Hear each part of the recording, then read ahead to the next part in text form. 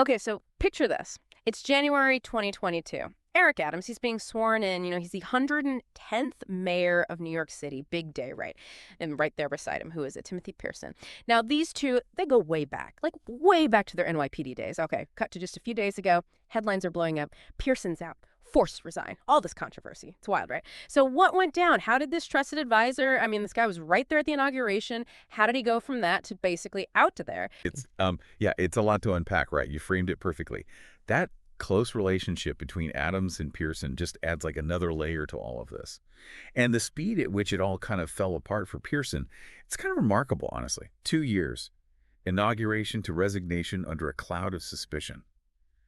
To understand any of this, though, you're right, we got to start with Pearson. Like, who even IS'd this guy? What was his role, really? Because you're right, again, it seems like he had a ton of influence in the Adams administration, but it was all kind of, I don't know the word. Yeah, shadowy is a good word for it. Shadowy, exactly. The article we're looking at from Politico, they use the phrase influential but nebulous, which, yeah, I think that sums it up. I mean, look at this. He's one of the highest paid aides in the entire administration, right? Making over 250 grand a year. But if you try to figure out like what he actually did, it all gets very vague very quickly. On paper, his job was with the New York City Economic Development Corporation. The EDC. And just for our listeners who maybe aren't, experts in New York City government, what does the EDC even do? Right, so the EDC, they're kind of like the city's rainmakers. They wrangle businesses to come here, promote economic growth, the drill. And tell me if I'm wrong here, didn't he also collect an NYPD pension at the same time he was working for the EDC? Is that even allowed? You're sharp. That's a great question, and it's actually a huge part of what makes this whole thing even more complicated. So there are rules. You're not usually allowed to collect a city pension if you are also working for the city, right? But here's the catch. The EDC, they're technically a nonprofit, which means, yeah, it's kind of a loophole. So even his official job was kind of operating in a gray area. Exactly. And that's not even the whole story. This is where it gets even more complicated. See, Pearson, he was super involved in public safety stuff too, like signing off on contracts, big important stuff. He even ran this whole other office in City Hall that, well, nobody really knew about. Right. The Mayor's Office of Municipal Services Assessment. Come on, the name itself is vague. I'm picturing, like, Pearson and a couple of interns in a basement room somewhere just making stuff up as they go along. It's entirely possible, honestly. And that's what's so frustrating about all of this, right? Like, we know the office exists, but what they actually did, who knows? Total mystery. What's even crazier is that even with all the stuff swirling around Pearson, Adams, he always defended him, praised his work ethic, even took credit for the millions of dollars Pearson supposedly saved the city. It was clear Adams really trusted him, was loyal to him, which is what makes the resignation even more shocking. Okay, so, how did we get here? What caused this whole thing to blow up? It wasn't just one single thing, was it? It was like one controversy after another, like a domino effect. It's exactly like a domino effect, or maybe it's like a snowball.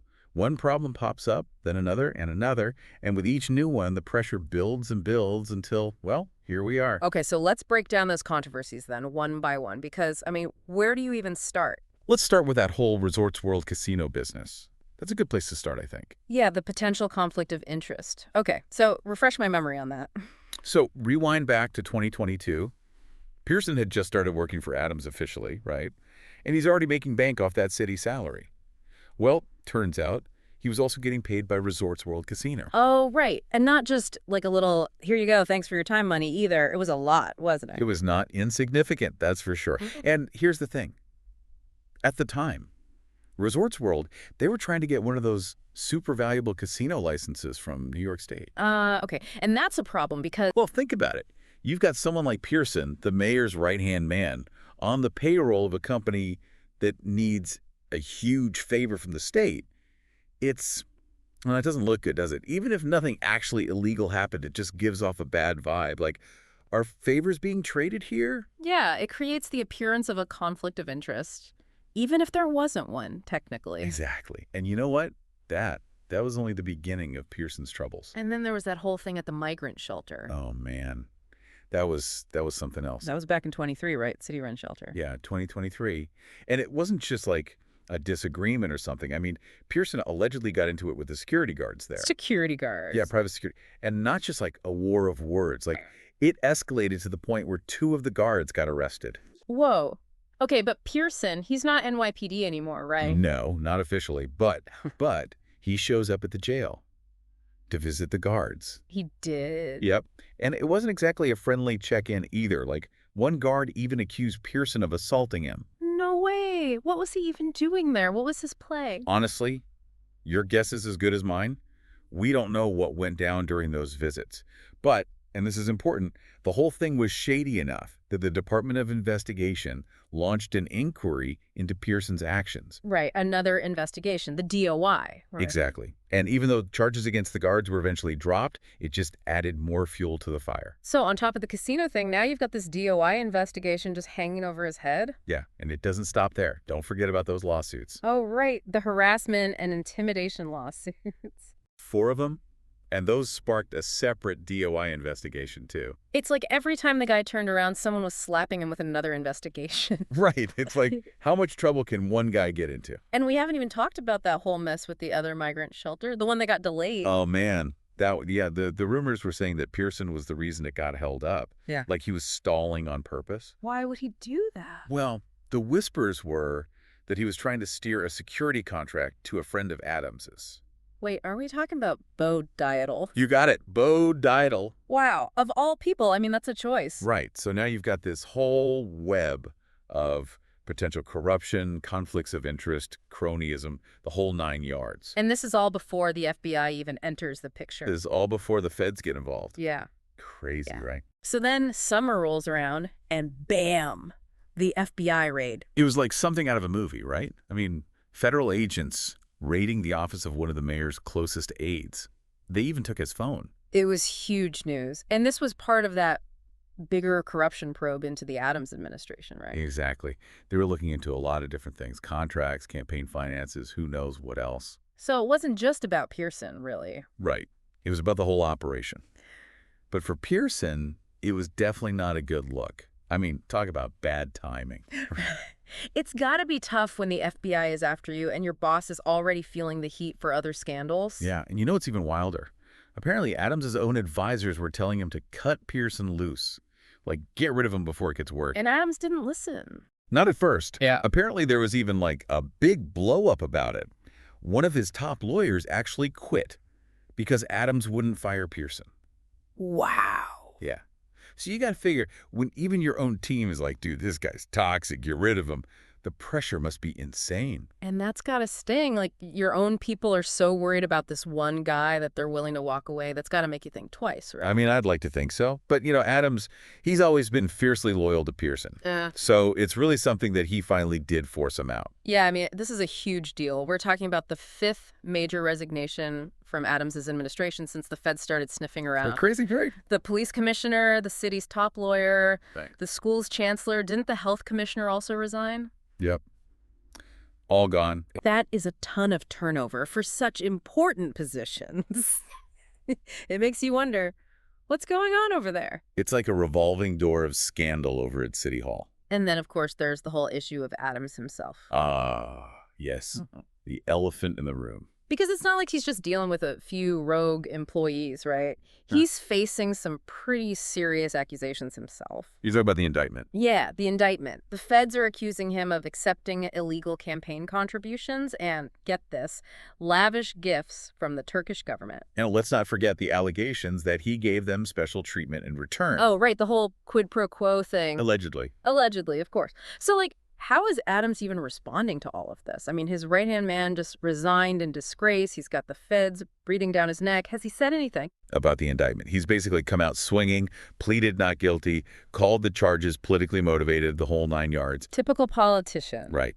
But still, all of this, it's got to be taking a toll. Oh, absolutely. I mean, his inner circle is shrinking by the day. His administration is basically under siege. And now he's facing federal charges. Yeah. That's a lot for anyone to handle. Just like when it rains, it pours, right? Exactly. And right now, it's a torrential downpour over at City Hall. Okay, so we've talked about Pearson, we've talked about Adams, but what does all this mean for the city? I mean, this is New York City we're talking about. The stakes are pretty high, right? Yeah, this isn't like some small-town political scandal. This is New York City. It's the Big Apple. And all this instability at the top. It's definitely not a good look. What do you even do when the leaders of your city are mired in this kind of scandal? What does that say about the city itself? It's a tough question. And honestly, I don't have all the answers. But I will say this. New Yorkers, we're a tough breed. We've been through a lot, Hmm?